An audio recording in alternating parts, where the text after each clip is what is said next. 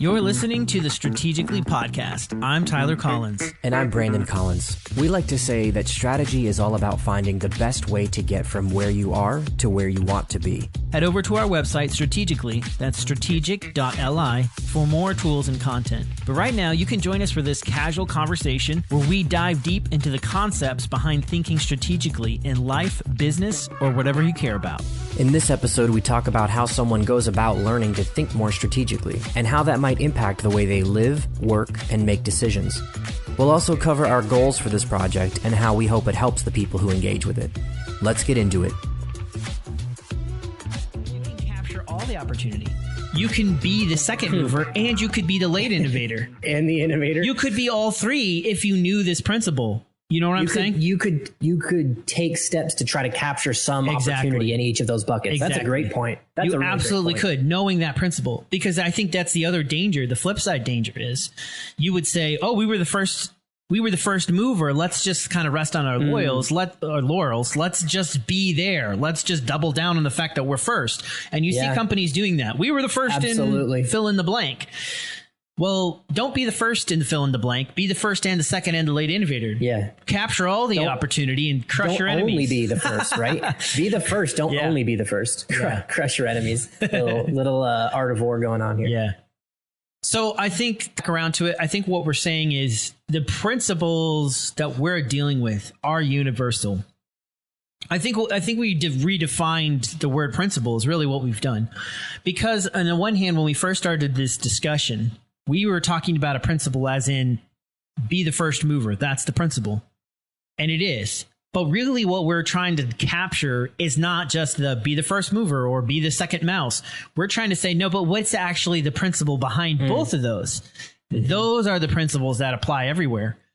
And if you know them inside and out, you know the nuances, you can zoom in and zoom out, knowing both, then you can capture, in this case, you could capture all three of those pieces of opportunity, you know? Yes. There's a knowledge, and this was what I was trying to drive at. There's a knowledge of knowing that the principle exists. Like someone could listen to this and now they could say, hey, I know that's a thing now. Maybe they didn't know it before. Yeah. But then there's also, let me ask it as a question because I think it's true, but I'm not positive.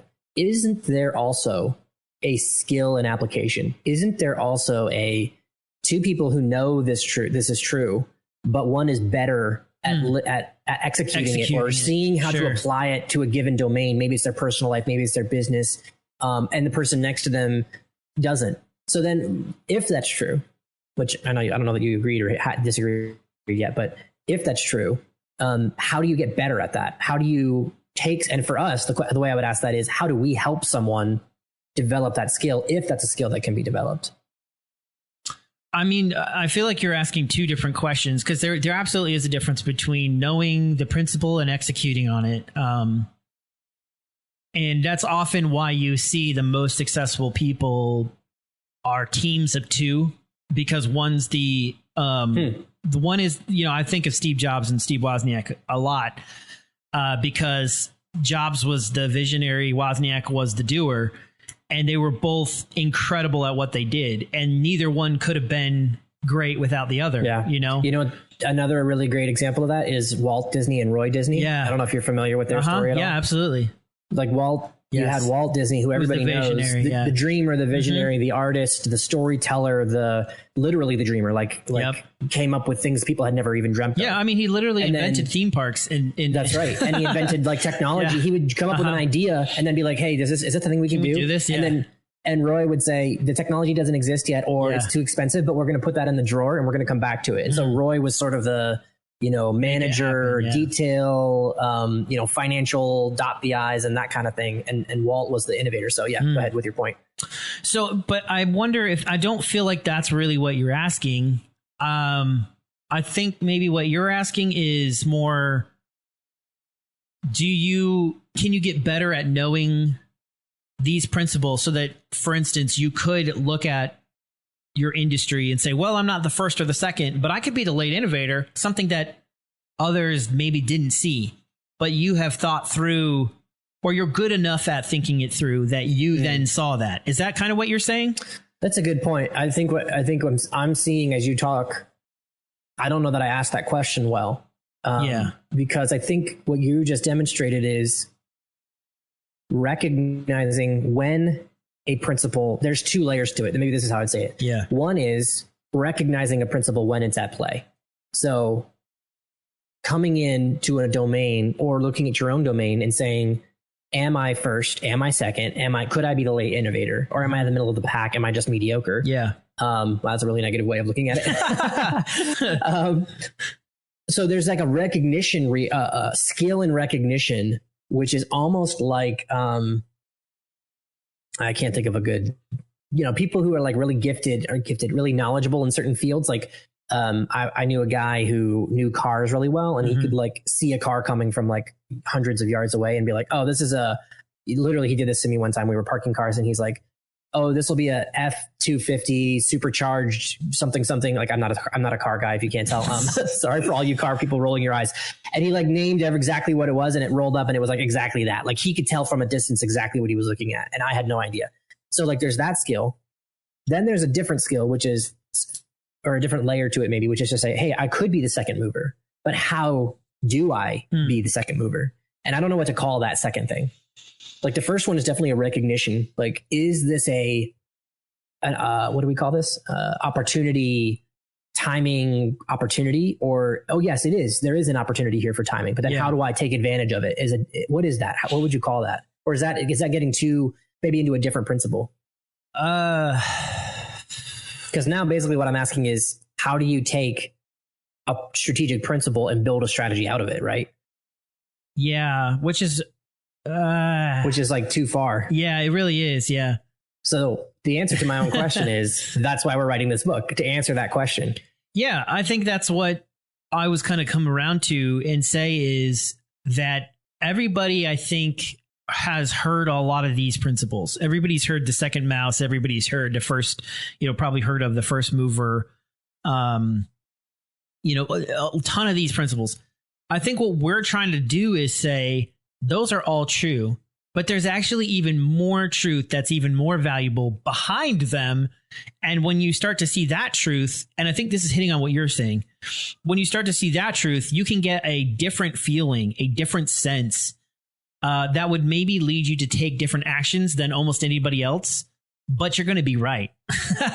You know what I'm saying? And that's what you were saying. Like, is it a different skill? I would say, yeah, it totally is a different skill. Most people, well, I've never heard of anybody talk about the late innovator. We just did that. I'm not trying to toot our own horn. I'm trying to say we're good at this. We're good at this enough to look at stuff like that and maybe take different actions than the crowd would take. Because that is a lot of what we're talking about here. But we're taking those actions because we're good at strategy, and we see maybe gaps or opportunities that others don't see. And that's what we're trying to teach. We're trying to teach people to think in a different way, in a strategic type of way. That's it. Here's how I'd amend what you just said about the late innovator.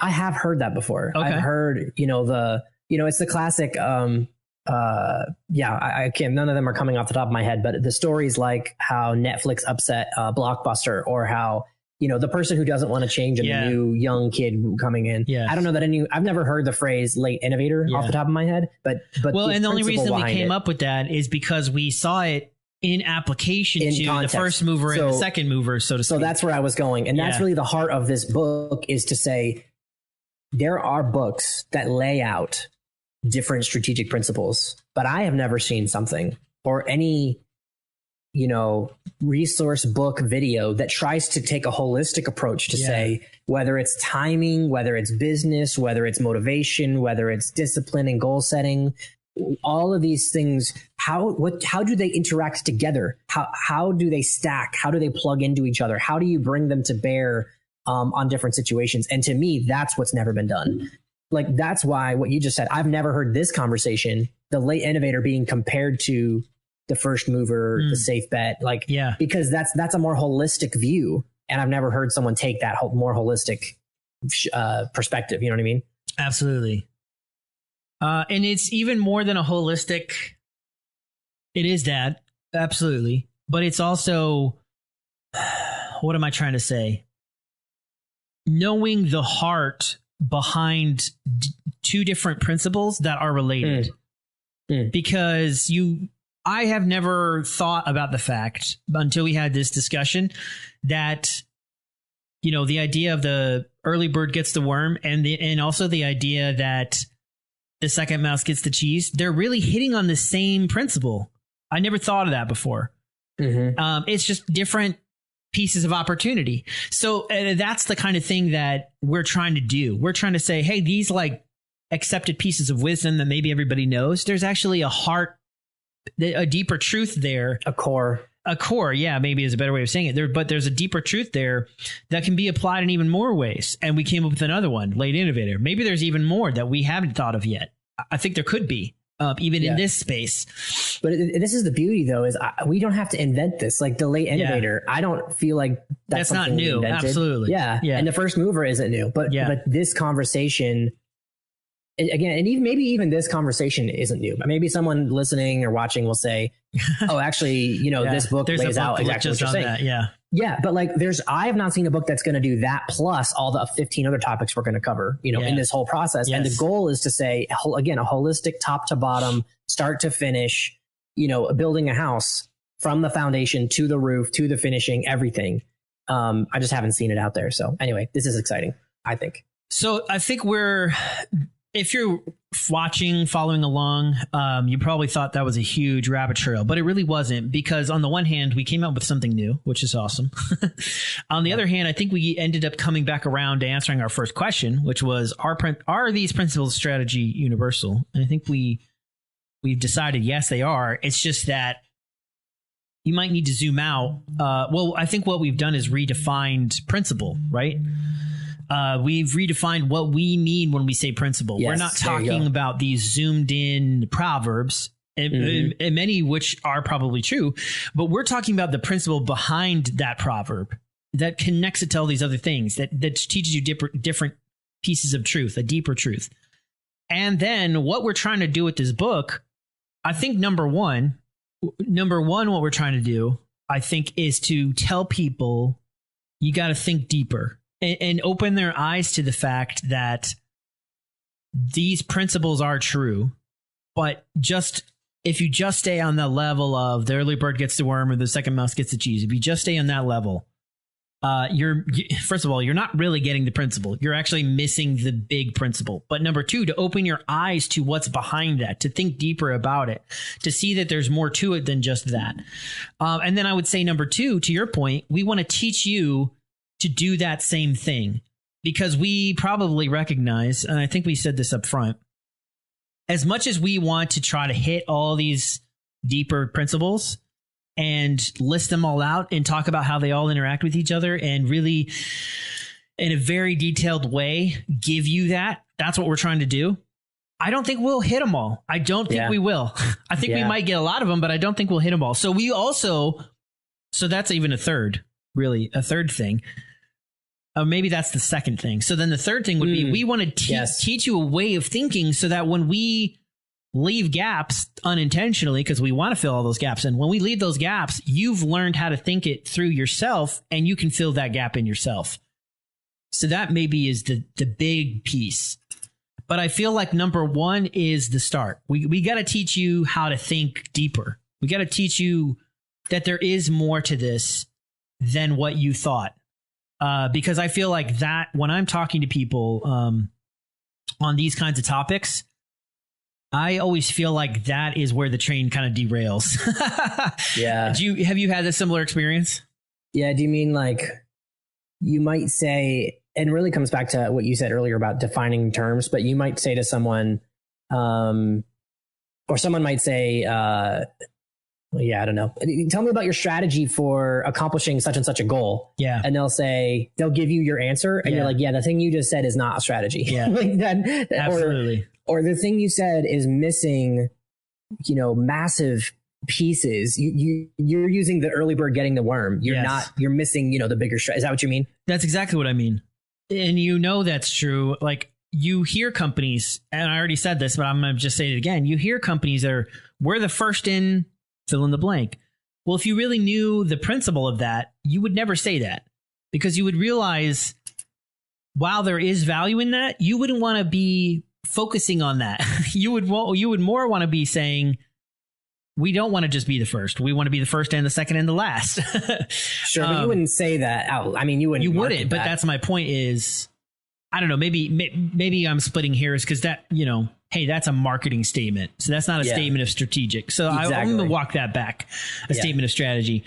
But you would probably hear people say, hey, our strategy is to be first. I have absolutely heard that, right? Have you heard that? Yeah, absolutely. Yeah. So, but really what we're trying to say is, no, you shouldn't say, oh yeah, our strategy is to be first. You should say our strategy is to capture the opportunity of being first. And then the next piece of our strategy is to capture the opportunity of being second. Yeah. So it's really capturing chronological opportunity. Yeah. No matter where you are in the order, there is rising and lowering levels of opportunity. Yeah. Chronological opportunity levels. I think that's a good way of saying it. So if I go back to our main topic, what are we trying to accomplish with this book? I think it's those three things. We want to open your eyes. We want to teach you how to think deeper. We want to show you there's more to it than probably just what you've heard or just what other people might talk about. And then number two, we want to give you those principles. So like if you've watched our episode, you just got one of them. And we'll refine that probably. As you can tell, like as we talk, we're refining our language around that. And we'll probably refine the illustrations around that even when we go to actually write this section of the book. But we want to give you a lot of those because I do think, to your point, just getting those, just having someone explain those helps you think differently about them, helps you get number three, which is teach you a new way of thinking. Yes. Because we know we're not going to hit all of them. I do have that feeling. I don't know if that's true or not, but I do have that feeling. That kind of goes back to what we talked about earlier, very early as we were introducing the topic of the book. You asked me what was sort of on my mind when I came to you and was asking that question about strategic thinking. And that really was what it was, is like, I can't get them all. Yeah. But I do think this is sort of it's a pivot, but it plugs into what we're talking about because I actually have this. If you open up the book outline, you'll see I have a section called tools and general ideas. And the reason I created that topic, that section, is because I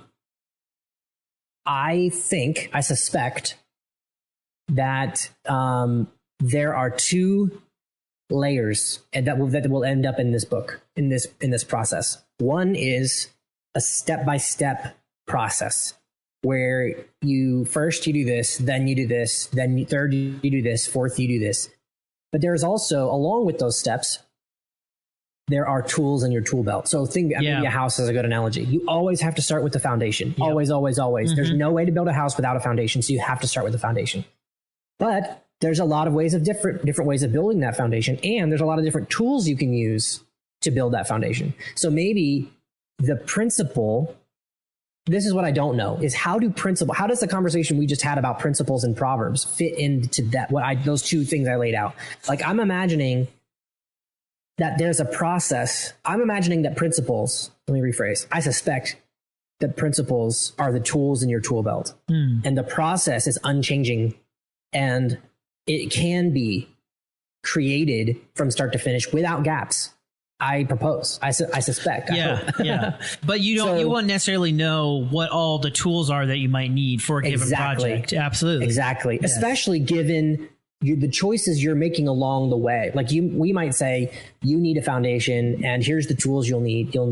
I don't know enough about building. Let me rephrase. Here you need to put walls renovating up. Is maybe a better example. Renovating, okay, because so you take the walls down. Step one, you're like, okay, we got to rip all these walls down. There's a lot of different ways to rip down, depending on how much you need to take down. Sure, your budget, maybe you're like, well, we don't really have the money to replace all the walls, so we're not going to take them all down. We're just going to take the one down that's really, really bad and replace that one. Yes. That's sort of, I think, what you're hitting at. So maybe once you take the walls down, continuing with the illustration, once you take the walls down, you don't know what you're going to find. You might need to move a pipe, which would take different tools. Yes, but my point was even before that, when you decide this is the amount of stuff, this is the size of the wall we're going to take down, you might realize, I really need a sledgehammer for this. Yeah. And so we could say, hey, the first step in renovating your living room is take down the wall. And here's some tools you might need, a hammer and a saw and whatever. Sawzall, and someone might come along and make a choice that because of the choice they made, the amount of demolition they want to do, they need a different tool that we haven't thought of. And so that's where I think what you're saying, the point you're making about teaching them how to not create their own principles, but discover realities and patterns and principles, strategic principles, is like really valuable, because then they're not constrained by our foresight or our way of thinking in how to do that. But the same process will still apply. So that's where I started to go was, I think the core of the book is going to be the process, which is step one, how do you create a strategic plan, or how do you innovate a strategic plan? Step one, you do this, then this, then this. But then also, and maybe that's too simplified to say that's the core. That's going to be a key piece of it, at least. Then also we'll have these strategic principles at play. Does that make sense what I'm saying? Yeah. So I think, what is our main goal? Because we have 3 goals, and I like all 3 of these, and I think we can accomplish all 3. However, we need a main goal. That's where I was going to go. The other 2 goals serve this goal, and I think that's number 3, which is what you're driving at, is really what we're trying to do. Yes, we want to open your eyes to think deeper. Yes, we want to teach you foundational principles, but really what we're trying to do is teach you a new way of thinking, teach you how to think strategically. And what we mean by that, probably not what others might mean by that.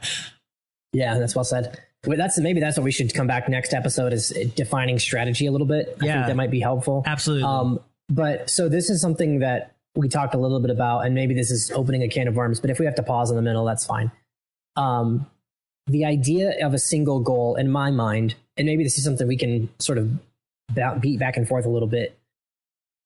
And my vision for this book and this project was empowerment is a good word, or enabling, equipping people there we go, to self-determination, meaning I want a different reality. I want a different life. I want a different business. I want a different level of success, but I don't know how to get it.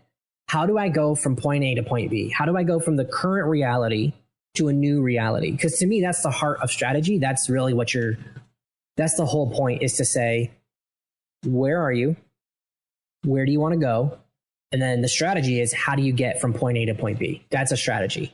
You need all 3 of those pieces to develop one. But what is a strategy? It's a way to make something happen. So to teach someone how to do that skillfully is really a core kind of life skill in my mind. And I find that people who don't know how to think strategically often feel out of control, trapped, out of control. Absolutely. They feel stressed often. They feel defeated, hopeless. I think I've even seen a very specific example where someone was depressed, literal depression. Let me rephrase. They expressed it as depression. They were not diagnosed with depression. So, and as they were equipped in some key ways to take control of their life, that they came out of that and they felt totally a new hope and a new drive and new energy.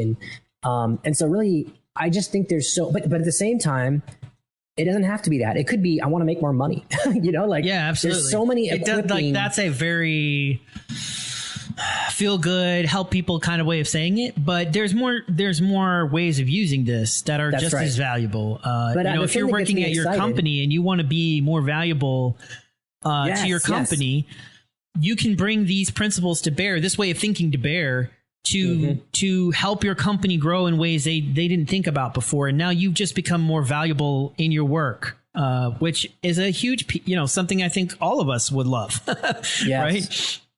Yeah. And I think the thing that gets me excited is only good. I think that's a positive thing. Yeah. Just equipping people to change and influence their lives more effectively. That gets me excited. And I'm curious, though, this is what I want to say, beat it back and forth, is number one, how does that hit you on a logical sort of content level? But then number 2, how does that hit you on a personal level? Is that something that gets you excited? Is that something that we'll be able to come back to? Because this is something we wrote about it even in our outline already. And, you know, for the viewers, you'll see this later. But one of the things we talk a lot about, and we're going to eventually talk even more about, is the why behind what you're doing is so vital to being successful. Yeah. And so as a why, I guess my question is it logically, you know, in your head, is it a good why? But then in your heart, how is it for you as well? What I was going to say is I think there could be some pieces of this that people might look at and like, oh, I just want to help my company make more money. And people might say, well, who cares about that? But I would look at that same thing and say, no, it's not. You need to make more money for a company that's already rich. It's that's the chosen career that you have. And because you chose it, or maybe you like it, I hope you do. If you don't, that's a different discussion. Getting to your point, right? Speaking of depression. Yeah. But let's say you do like it, you know, you like your work. We want you to be more effective at what you do, because it is a huge piece of what you spend your time doing. So there's going to be more value in you being great at what you do. And that's why we talk about help your company make more money, not just because we need to make more money. Though I think there could be value there as well. Companies that have more capital can accomplish more things. You know, love them or hate them, Amazon have made things affordable that, you know, people couldn't have afforded or done in the past. Anyway, that's a whole separate discussion. But my point is, it's less of make more money for an already rich company and more of a be more valuable at what you do. Be better at what you do, because your life will be better in that. Mm-hmm. Also, like, this is what you spend your time doing. Most of the majority of your time, you know, as a working adult, you're going to spend the majority of your life working at your career. And you'll be more fulfilled in that if you are getting better at it. You'll be more excited to wake up and go to work with strategic principles in mind, because you're moving the ball down the field. You're getting better at it. You're helping your company grow. You're more valuable. People respect you more. So there's like all of these type of benefits, and it's just on how you look at it. If you just look at it from a like money is bad, you shouldn't try to get more money, which some people you're selfish if you want money. Yeah, exactly. Which some people maybe look at it that way. I don't think that's how we're approaching this. Like, you know, the almighty dollar. That's not what we're saying. I think it's more of your life is going to be better in all these ways that maybe you don't think about. But yes, it is to help your company make more money, but not just to make more money. That's not the goal. It's the goal. The goal is more, you're going to be more fulfilled. You're going to be better at your job. You're probably going to have more respect from people. You're going to feel more satisfied in what you're doing. All of those things. Just to that real quick, and then I'm going to hit something else, is there's a whole study that shows, I want to say, who wrote the book? Daniel Pink, maybe? Is that his name? You know what I'm talking about? Yes. It's Drive. Anyway, Drive. That's the one. Yeah. One of the things he lays out what motivates people, and sometimes it's money, but one of the big ones he talks about is something called mastery, which is getting better at the things you care about. Is self-motivating, and it gives you it fulfills you to a certain extent and drives you. So totally agree with that. The thing I was going to say to your point about, you know, Amazon or how people use this, I almost don't care. I'm kind of like, this is more like teach a man to fish territory. Like, yeah, you could take the skill of fishing, take that skill and do all kinds of weird things that I wouldn't like or wouldn't agree with. But that's on you. Like, you know what I mean? All I'm here is to be a good fisherman, you know, fisher instructor or whatever. Yeah, like maybe another example. Never mind. That's a weird example, but I agree. I was just thinking too, like, you can use strategic principles to behave in immoral ways. That's right. You know, like, depending on how you think morality, the morality of this, you could use these principles to completely dominate a category and drive all these other companies out of business, and which would lead to lots of jobs, and maybe, you know, well-established companies that people love going out of business. And you could see that as moral or immoral, depending on your perspective. And you could use our strategies and principles to do those things.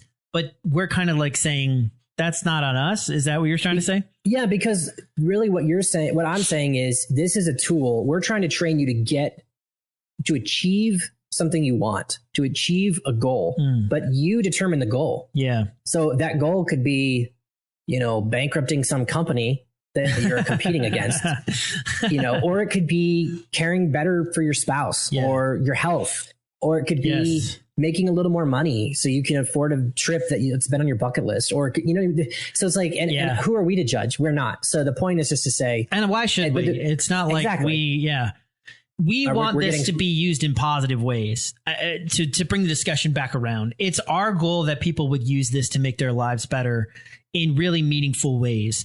But we can't control how you use this. But it is our desire. Like, the reason why we're teaching these things is because we see a need for people to have more control of their lives, to be better at what they do, to think more strategically. We've seen the positive benefits in our own lives of these things as well. So we want to pass those things on to help other people. And like the example I gave, people around us, or, I don't know, sometimes when I have conversations with people, that are, or vice versa, some of the conversations that are most helpful to me is when someone's helping me think in a new way, more strategically. But I think we're super meta right now about, will our tools be used for good or evil? Like, it's almost like this is like nuts. Who's that guy? Now I Am Become Death, Manhattan Project. Yeah. Jeez. Anyway, I think of it. The guy who invented the nuclear bomb, or led the team that invented the nuclear bomb. Well, he didn't invent it, but he was in charge of the team. He led the team. Yeah. Was, Oppenheimer. I don't know. There we go. Oppenheimer. Thank you. There you go, Matt.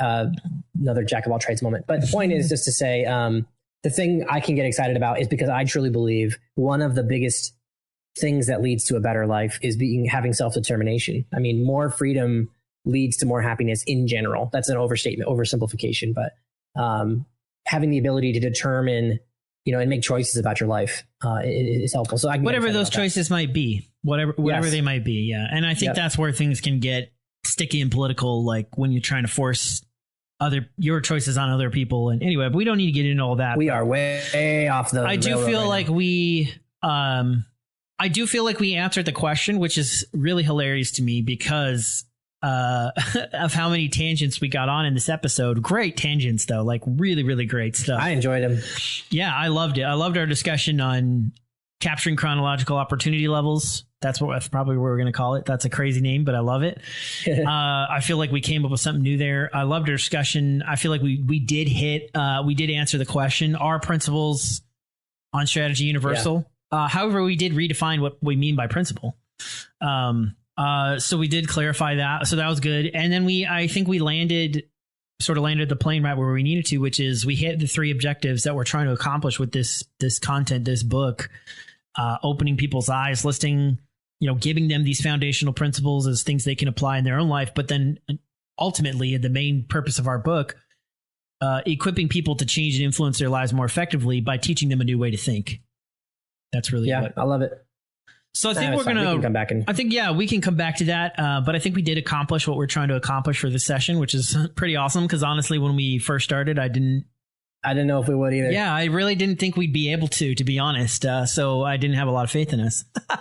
And what else I'm realizing is, or not realizing, but people probably have been realizing by now about us. Yeah, is our number one skill is overthinking and thinking things to death and over-examining. So if you ever need professional overthinkers, that's what we are. Yeah, in fact, go ahead.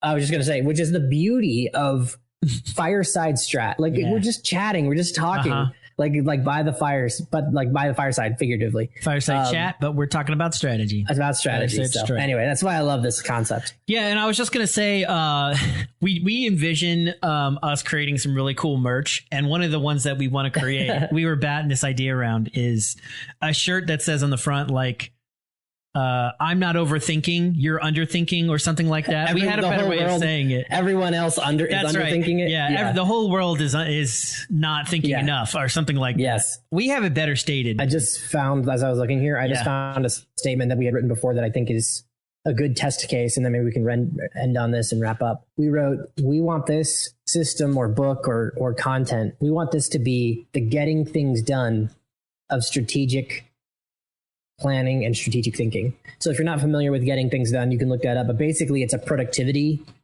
system.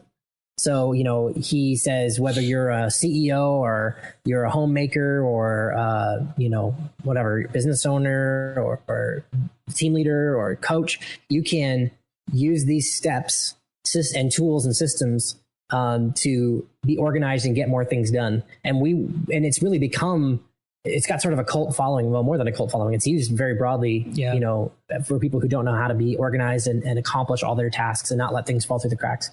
And so we said, we want this to be the getting things done of strategic thinking and planning, because where that is a much more execution zoomed in, we want this to be this big picture, broad, zooming out. But this is a process, because that's what he does. He walks you through step by step. We can walk people through and give them the tools and equipping they need to create a strategic plan from beginning to end. And I think that lines up very well with equipping people to change and influence their lives, right? I like that statement that you have right above that. I think is spot on. So absolutely.